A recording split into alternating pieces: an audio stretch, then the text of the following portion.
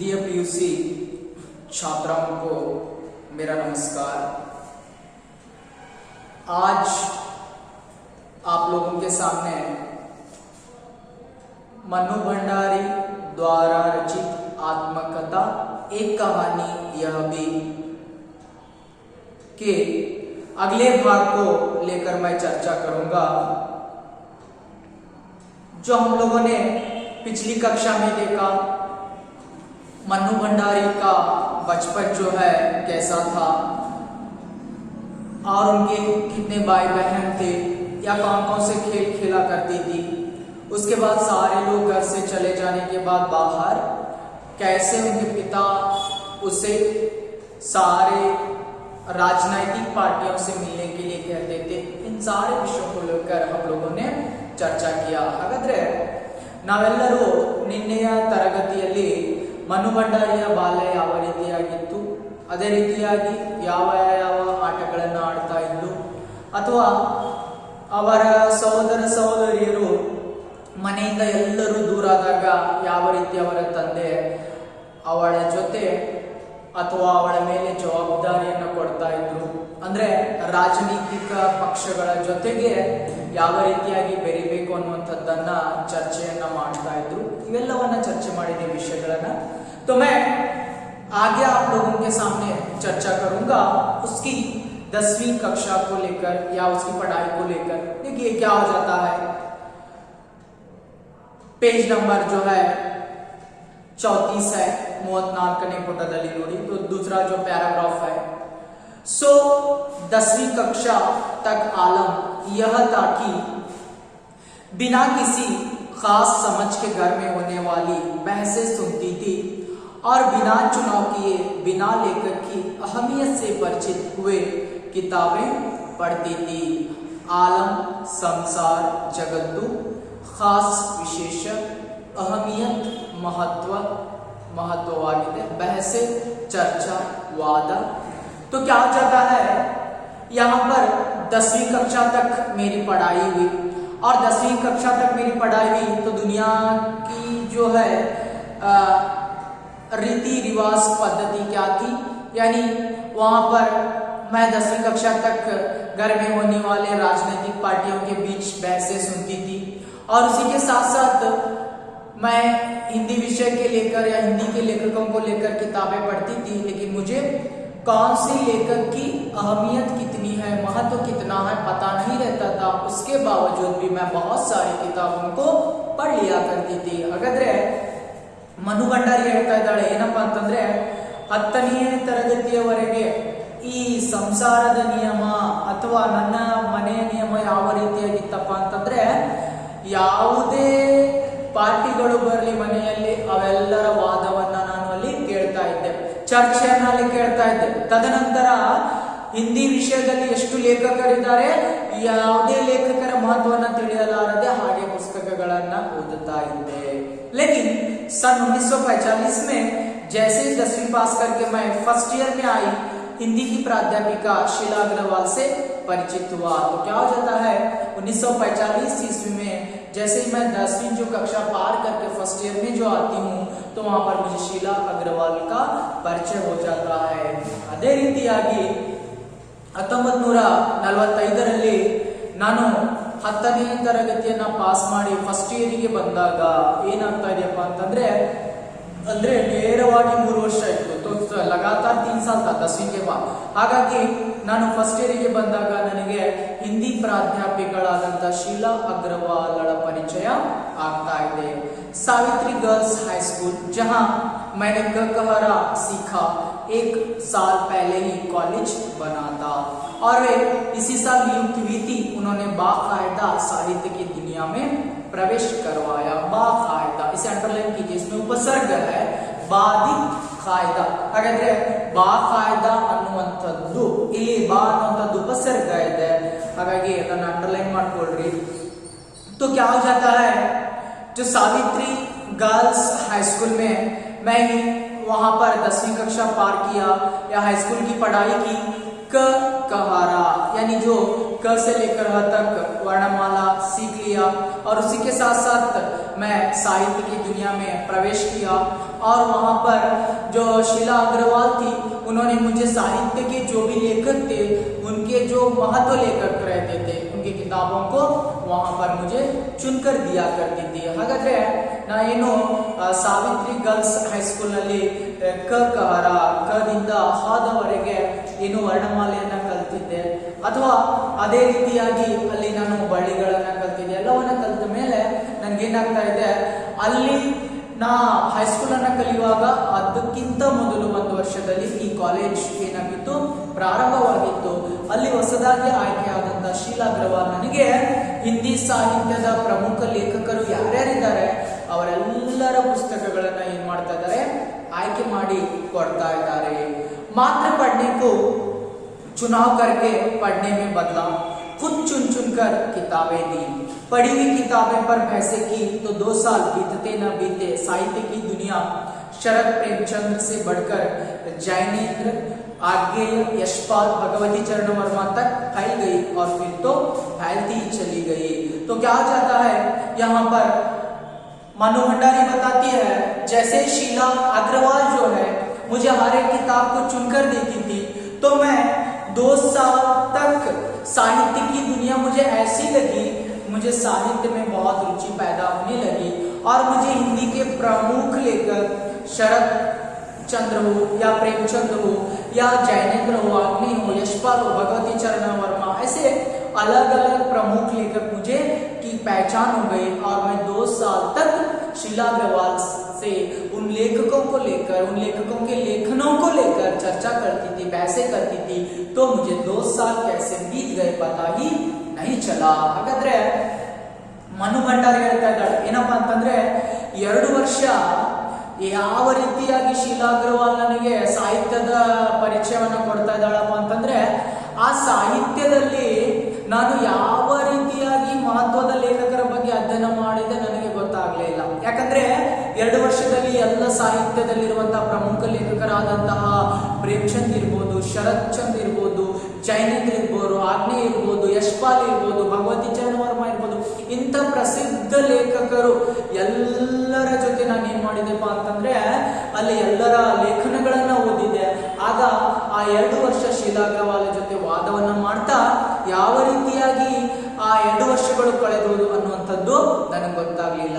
जैसे उस समय जैनेन्द्र जी की छोटे छोटे सरल सहज वाक्यों वाली शैली ने बहुत आकृष्ट किया था। तो क्या हो गया था, उस समय मुझे जैनेन्द्र की छोटे छोटे वाक्य, सरल वाक्य बहुत अच्छे लगते थे. ಆಗ ನನಗೆ ಹಿಂದಿ ಸಾಹಿತ್ಯಕಾರ ಜೈನೇಂದ್ರರವರ ಸಣ್ಣ ಸಣ್ಣ ವಾಕ್ಯಗಳು ಬಹಳ ಇಷ್ಟ ಆಗ್ತಾ ಇತ್ತು. सुनीता उपन्यास बहुत अच्छा लगा था.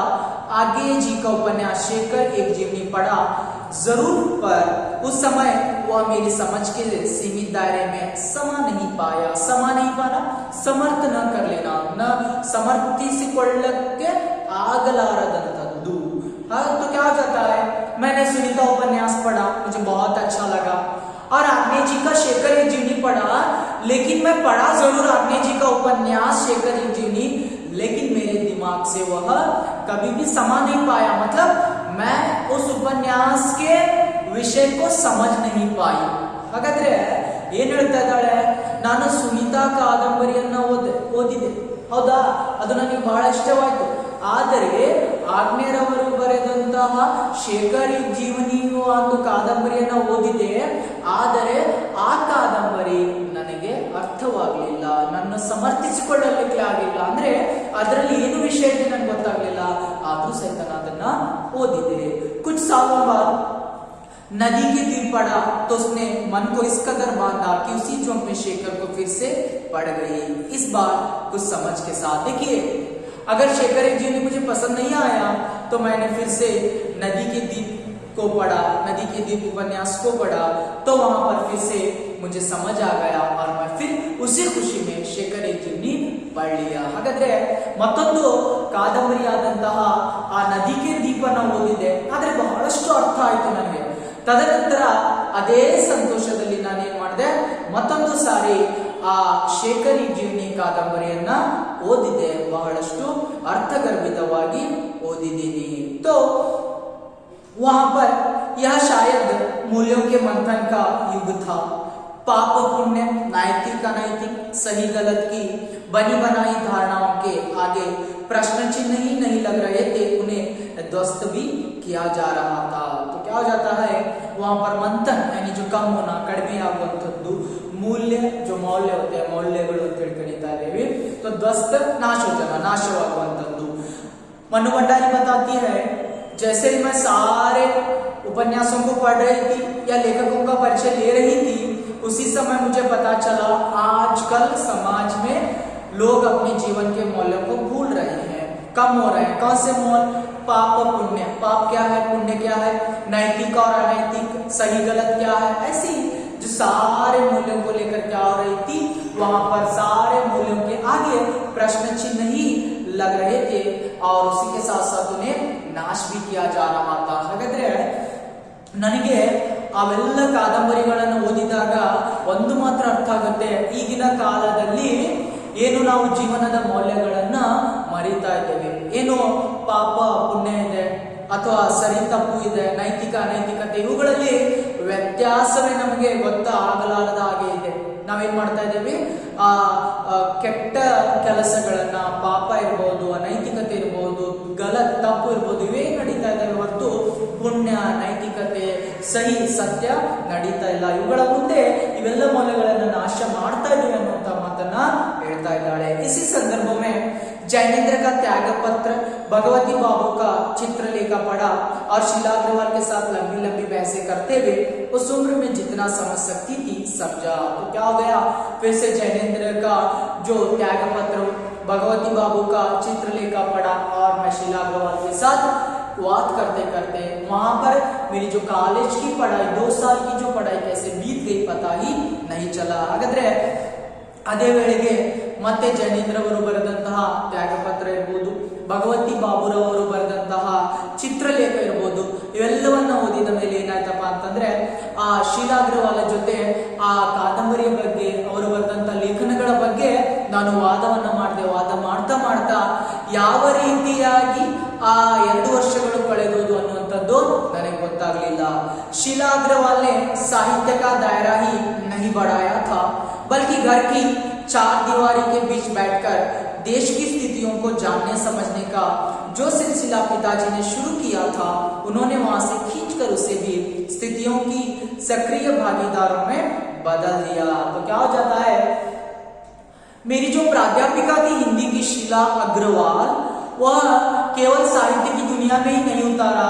जब 1946 और 47 आजादी का समय था, तो उन्होंने, जैसे मुझे पिताजी हमेशा जो आजादी में भाग लेने के लिए कहते थे या राजनीतिक पार्टियों के साथ रहने के लिए कहते थे, उसी बात को भी समझाने की कोशिश करती थी शीला अग्रवाल. शीला अग्रवाल का कहना था, आप सारे लोग क्या करो, आजादी में भाग लो और क्रांतिकारी बन जाओ. ಹಾಗಾದ್ರೆ ಈ ಮನು ಭಂಡಾರಿ ಹೇಳ್ತಾ ಇದ್ದಾಳೆ ಏನಪ್ಪಾ ಅಂತಂದ್ರೆ, ಶೀಲಾ ಅಗ್ರವಾಲ್ ಕೇವಲ ನಮ್ಮನ್ನ ಸಾಹಿತ್ಯದಲ್ಲಿ ಅಥವಾ ಸಾಹಿತ್ಯವನ್ನ ಮಾತ್ರ ಪರಿಚಯ ಮಾಡಿಕೊಳ್ಳಿಲ್ಲ.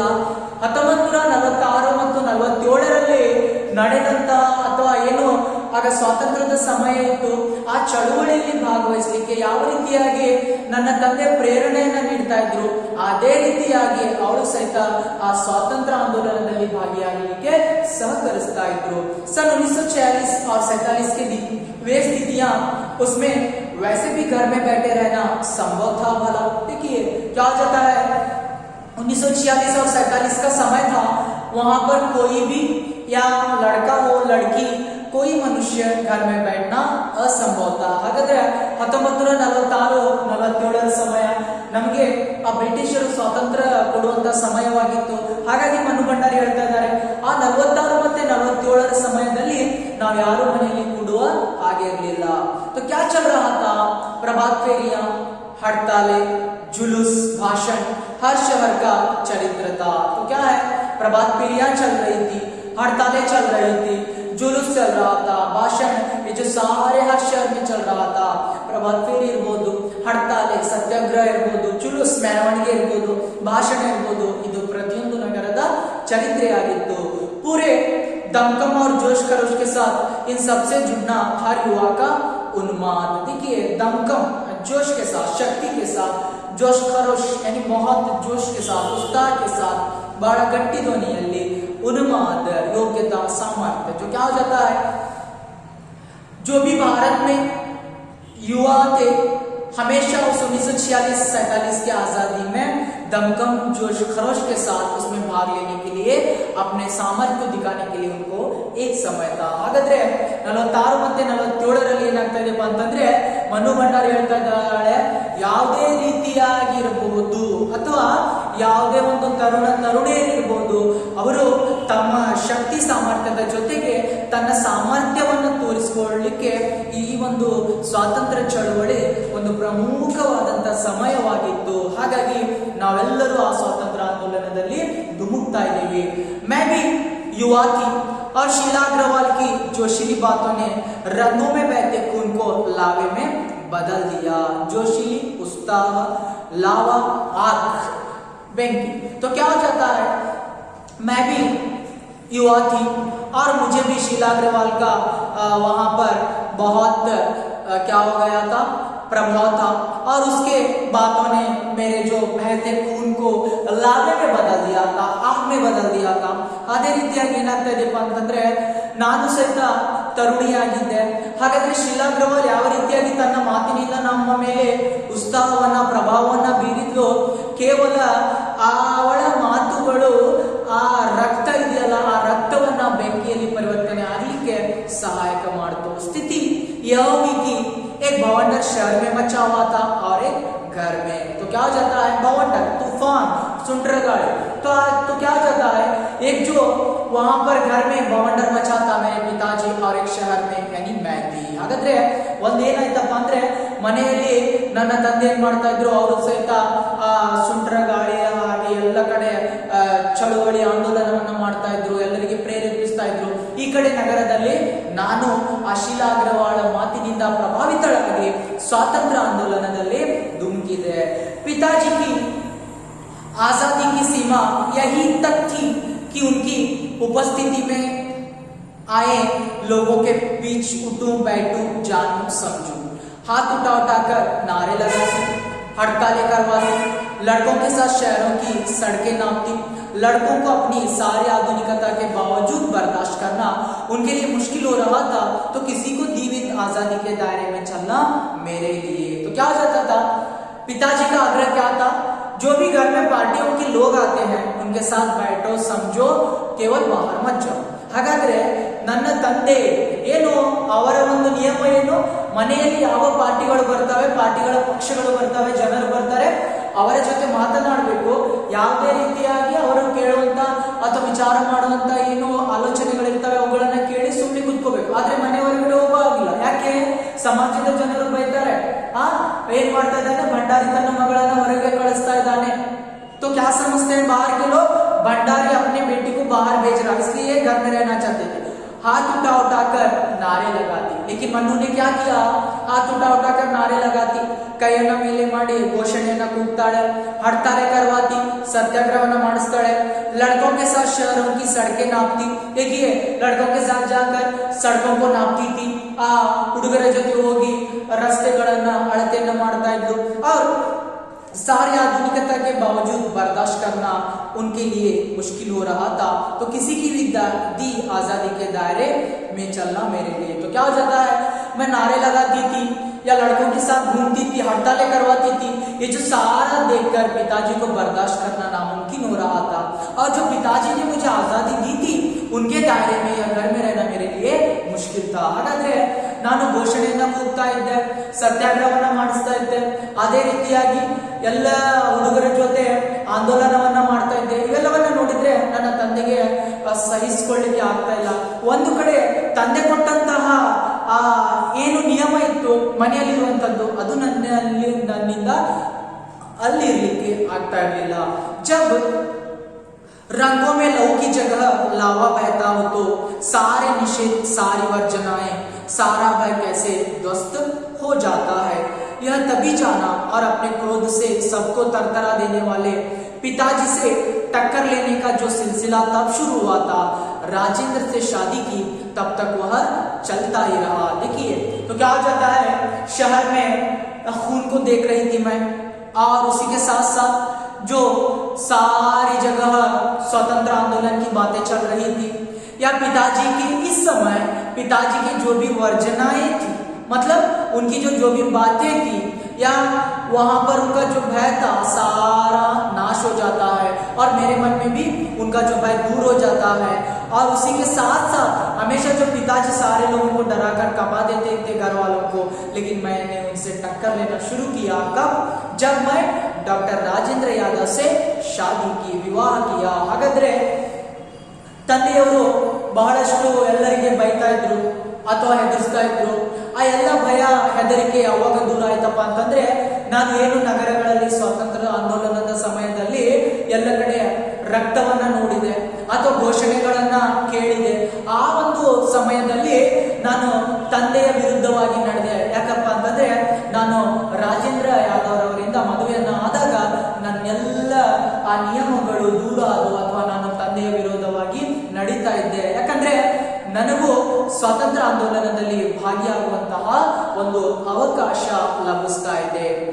ಯಶ್ कामना बल्कि कहूं कि यश इच्छा पिताजी की सबसे बड़ी दुर्बलता थी, और उनके जीवन की दूरी था यह सिद्धांत की व्यक्ति को कुछ विशिष्ट बनकर जीना चाहिए, कुछ ऐसे काम करने चाहिए कि समाज में उसका नाम हो, सम्मान हो, प्रतिष्ठा हो, वर्चस्व हो. देखिए यश कामना यानी जो कीर्ति होती है, कामना आशाएं आकांक्षेಗಳು, यश लिप्सा यानी आशा, लिप्सा यानी लालच, आसे, तो क्या हो जाता है दूरीता यानी दृढ़ न रहने वाला, वर्चस्व उनकी जो बातें.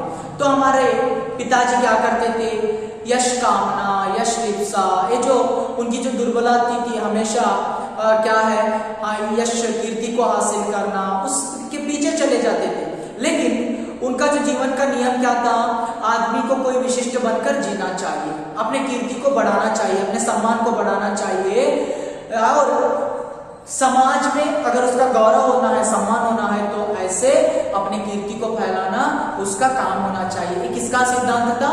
पिताजी का सिद्धांत था, और उनकी ये कमजोरी थी. हाಗಾದ್ರೆ ನನ್ನ ತಂದೆ ಯಾವಾಗಲೂ ಯೋಚನೆ ಮಾಡ್ತಾ ಇದ್ರು ಅಂತಂದ್ರೆ ಯಶಸ್ಸು, ಕೀರ್ತಿ. ಹಾಗಾದ್ರೆ ಯಾಕೆ ಇದೊಂದು ದೊಡ್ಡ ಅವರ ಅವಗುಣವಾಗಿತ್ತು?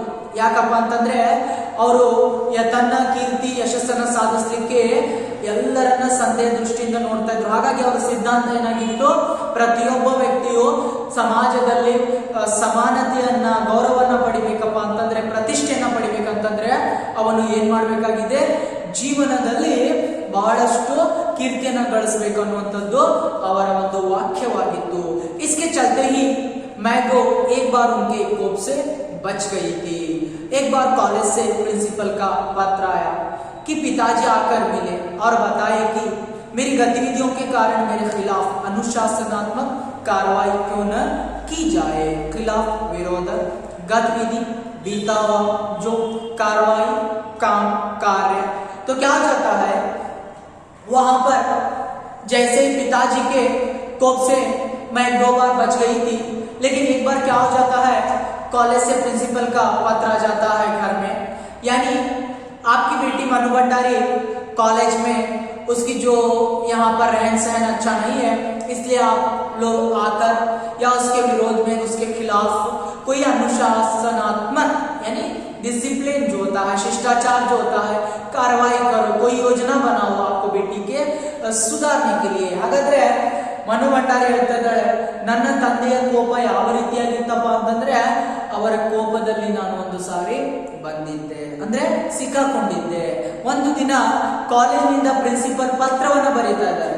ಏನಪ್ಪಾ ಅಂತಂದ್ರೆ, ನಿಮ್ಮ ಮಗಳು ಕಾಲೇಜಿನಲ್ಲಿ ಏನ್ ಮಾಡ್ತಾ ಇದ್ದಾಳಪ್ಪ ಅಂತಂದ್ರೆ, ಅವಳ ರೀತಿ ಪದ್ಧತಿ ಇರುವಂತ ನಡವಳಿಕೆ ಸರಿಯಾಗಿಲ್ಲ, ಅಥವಾ ಅವಳ ವಿರೋಧವಾಗಿ ನೀವು ಶಿಸ್ತುಬದ್ಧವಾಗಿ ಏನಾದ್ರೂ ಉಪಾಯವನ್ನ ಮಾಡಿ, ಅಥವಾ ಅವಳ ವರ್ತನೆಯನ್ನ ಸುಧಾರಣೆಯನ್ನ ಮಾಡಲಿಕ್ಕೆ ಪ್ರಯತ್ನ ಮಾಡಿ. तो पत्र पढ़ते ही पिताजी आग बबूला. देखिए आग बबूला मुहावरा है, बहुत क्रोध हो जाते हैं उनके पिताजी पत्र पढ़ते पढ़ते.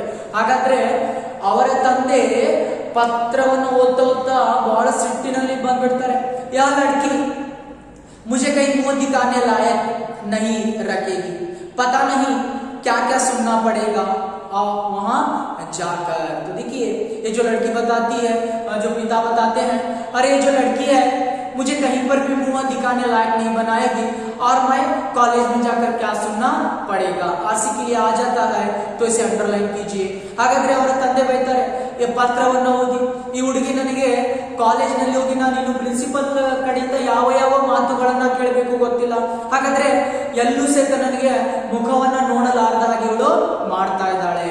और 4 बच्चे पहले भी पढ़े, किसी ने ये दिन नहीं दिखाया, गुस्से से बनाते हुए ही वे गए थे. लौट कर क्या कहर बरपा होगा इसका अनुमान था, सो मैं पड़ोस के एक मित्र से यहाँ जाकर बैठ गई.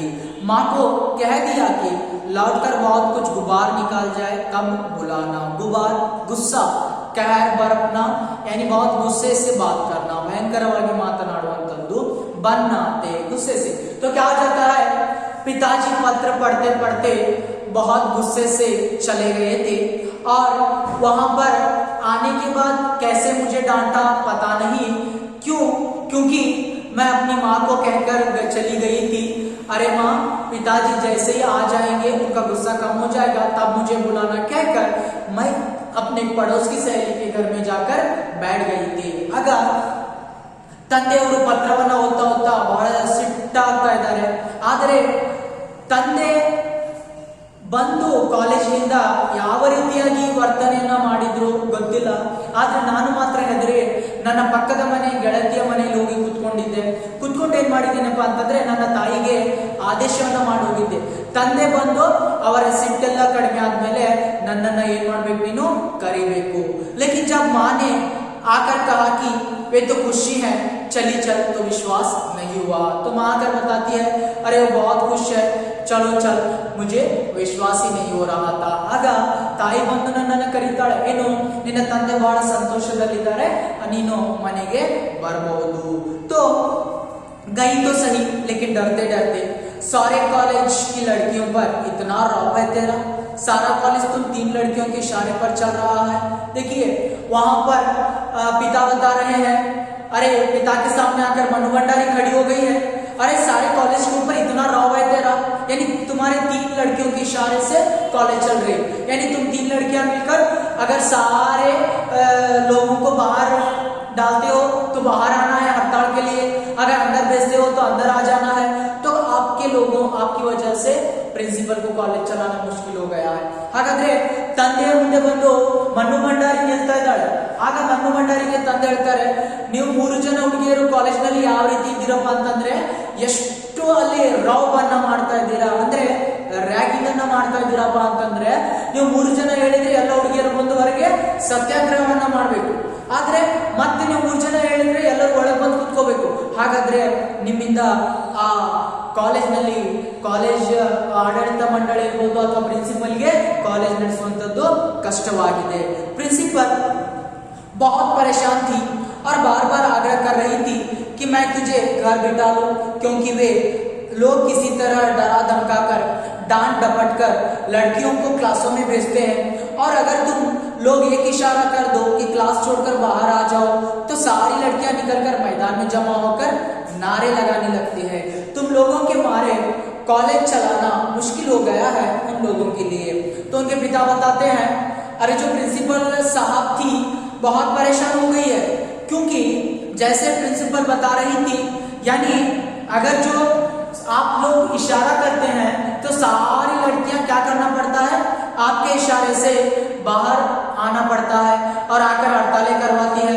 लेकिन वे लोग क्या करते हैं, प्रिंसिपल सारे जो प्राध्यापिका होते हैं यानी बच्चों को डराकर क्लासों में बिठाते हैं, लेकिन आपके डर की वजह से उनको कॉलेज चलाना मुश्किल हो रहा है. ये आपकी कैसी नियति है या नियम है. ಹಾಗಾದ್ರೆ ಮನು ಭಂಡಾರಿ ಅವರ ತಂದೆ ಹೇಳ್ತಾ ಇದ್ದಾರೆ, ನೀವು 3 ಜನ ಯಾವ ರೀತಿಯಾಗಿದ್ದೀರಪ್ಪ ಕಾಲೇಜ್ನಲ್ಲಿ ಅಂತಂದ್ರೆ, ನೀವು ಎಲ್ಲ ಆ ಪ್ರಿನ್ಸಿಪಲ್ ಹೇಳ್ತಾ ಇದ್ರು ಏನಪ್ಪಾ ಅಂತಂದ್ರೆ, ಯಾವ ರೀತಿಯಾಗಿ ನಾವು ಎಲ್ಲ ಮಕ್ಕಳನ್ನ ಬೈದು ಕ್ಲಾಸ್ ನಲ್ಲಿ ಕುಂದಿಸ್ತಾ ಇದ್ದೇವೆ, ಆದ್ರೆ ನೀವೆಲ್ಲರೂ ಏನ್ ಮಾಡ್ತಾ ಇದ್ದೀರಾ, ಆ ಮಕ್ಕಳನ್ನ ಅಥವಾ ಟೀಚರ್ಸ್ ಗಳನ್ನ ಹೆದರಿಸಿ ಎಲ್ಲರಿಗೆ ಹೊರಗೆ ಹಾಕ್ತಾ ಇದ್ದೀರಾ, ಎಲ್ಲರೂ ಆಂದೋಲನದಲ್ಲಿ ಭಾಗಿಯಾಗಿ ಘೋಷಣೆಯನ್ನ ಕೂಗ್ತಾ ಇದ್ದಾರೆ. ಹಾಗಾದ್ರೆ ನಿಮ್ಮ 3 ಜನದಿಂದ ಅವರಿಗೆ ಕಾಲೇಜನ್ನು ನಡೆಸುವಂತದ್ದು ಕಷ್ಟವಾಗಿದೆ. कहा तो जाते समय पिताजी मुंह दिखाने से घबरा रहे थे, कहा बड़े गर्व से कहकर आए कि यह तो पूरे देश की पुकार है. ये सारी जो बातें पिताजी मेरे सामने बताया सच है, लेकिन वहां पर प्रिंसिपल के सामने क्या कहकर आए हैं, ये तो पूरे देश की पुकार है. ಹಾಗಾದ್ರೆ ಪಿತಾಜಿ ಇಷ್ಟೆಲ್ಲ ನನ್ನ ಮುಂದೆ ಮಾತನಾಡ್ತಾ ಇದ್ದಾರೆಪ್ಪ ಅಂತಂದ್ರೆ ನನಗೆ ಮುಖವನ್ನ ತೋರಿಸ್ಲಿಕ್ಕೆ ಅವರಿಂದ ಆಗ್ತಾ ಇಲ್ಲ. ಆದರೆ ಪ್ರಿನ್ಸಿಪಲ್ ಮುಂದೆ ಏನ್ ಹೇಳಿ ಬಂದಿದ್ದಾರೆ ಅಂತಂದ್ರೆ ಇದು ಈ ದೇಶದ ಕೂಗಾಗಿದೆ, ಹಾಗಾಗಿ ನನ್ನ ಮಗಳು ಈ ರೀತಿ ಘೋಷಣೆಯನ್ನ ಕೂಗ್ತಾ ಇದ್ದಾಳೆ ಅಂದ್ರೆ ಅದರಲ್ಲಿ ಯಾವುದೇ ತಪ್ಪು ಇಲ್ಲ. ಯಾಕಂದ್ರೆ ನಮ್ಮ ದೇಶಕ್ಕೆ ಅಥವಾ ಆ ಸ್ವಾತಂತ್ರ್ಯ ಸಿಗುವಂತ ಸಮಯವಾಗಿದೆ ಇದು ಅಂತ ಹೇಳಿ प्रिंसिपल हेल बरता है. प्रिंसिपल को बता रहे हैं, अरे 1946-47 का आजादी का समय है, तो अगर मेरी बेटी बाहर आकर आंदोलन करती है, नारे लगाती है, तो इसमें गलत बात क्या है और इस पर कोई कैसे रोक लगा सकता है भला. देखिए प्रिंसिपल से कहते हैं भंडारी जी, अरे इससे कौन रोक लगा सकता है, हागाದ್ರೆ ಇದನ್ನ ಯಾರಿಂದಲೂ ತಡೆಯಲಿಕ್ಕೆ ಸಾಧ್ಯ ಇಲ್ಲ. बेहद गदगद स्वर में पिताजी यह सब सुनाते रहे और मैं आवाज. देखिए पिताजी क्या हो रहे थे, बेहद यानी बेहद गदगद कंठ से वह कहा कर रहे थे, मैं आवाज चुप खड़ी थी. ಹಾಗಾದ್ರೆ ನನ್ನ ತಂದೆ ಏನ್ ಮಾಡ್ತಾ ಇದ್ರು ಅಂತಂದ್ರೆ ಅವರು ಅವರದೇ ಆದಂತಹ ನಡುತ್ತಾ ನನ್ನ ಮುಂದೆ ಹೇಳ್ತಾ ಇದ್ರು, ಅದೇ ರೀತಿಯಾಗಿ ನಾನು ಸುಮ್ಮನಾಗಿ ಕೇಳ್ತಾ ಇದ್ದೆ. मुझे ना अपने आंखों पर विश्वास हो रहा था, ना अपने कानों पर यह हकीकत थी. देखिए मुझे अपने आंखों पर विश्वास नहीं हो रहा था और कानों पर भी विश्वास नहीं हो रहा था. क्यों? क्योंकि मेरे पिताजी इतना बदलाव हो सकते हैं और मुझे वहां पर मदद करते हैं. ये सच में हकीकत थी. ಹಾಗಾದ್ರೆ ನನ್ನ ತಂದೆ ಇಷ್ಟು ನನಗೆ ಸಪೋರ್ಟ್ ಅನ್ನು ಮಾಡ್ತಾರ ಅನ್ನುವಂಥದ್ದು ನನಗೆ ಗೊತ್ತಿರಲಿಲ್ಲ. ಯಾಕಂದ್ರೆ ನನಗೆ ನನ್ನ ಕಣ್ಣಿನ ಮೇಲೆ ವಿಶ್ವಾಸ ಇರಲಿಲ್ಲ ಅಥವಾ ನನ್ನ ಕಿವಿಯ ಮೇಲೆ ವಿಶ್ವಾಸ ಆಗ್ತಾ ಇರಲಿಲ್ಲ. ಆದ್ರೆ ಇದು ನಿಜ ಇತ್ತು, ನನ್ನ ತಂದೆ ನನಗೆ ಸಹಾಯವನ್ನ ಮಾಡ್ತಾ ಇದ್ರು. तो अंतिम भाग को मैं अगली कक्षा में चर्चा करूंगा.